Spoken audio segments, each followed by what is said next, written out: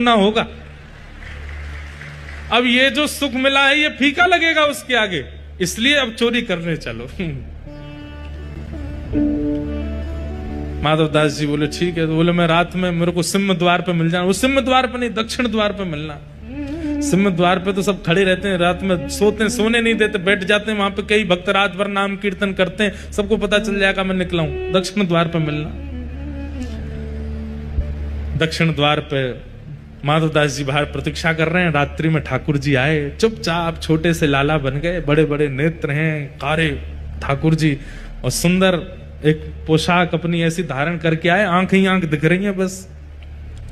माधवदास जी ने अपने कंधा पे बैठा लिया और यहां दोनों हाथ रख करके श्री जगन्नाथ जी जा रहे हैं चोरी करने। राजा के बगीचा में पहुंचे।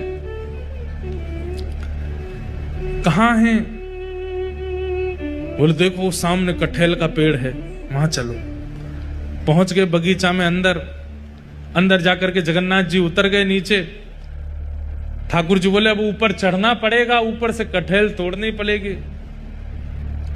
तो माधवदास जी बोले कौन से पेड़ पर चढ़ना? अरे धीरे बोलो, कोई सुन लेगा, हम तुमसे पहले ही बोले धीरे बोलना, क्या चिल्ला रहे हो?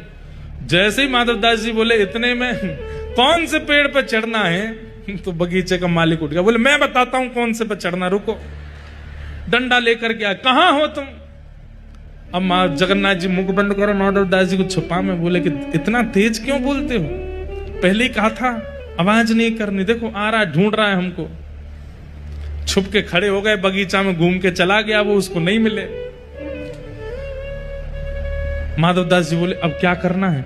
बोले देखो पेड़ के ऊपर हम दोनों में से कोई एक चढ़ेगा और नीचे दूसरा ऐसे करके लपकेगा,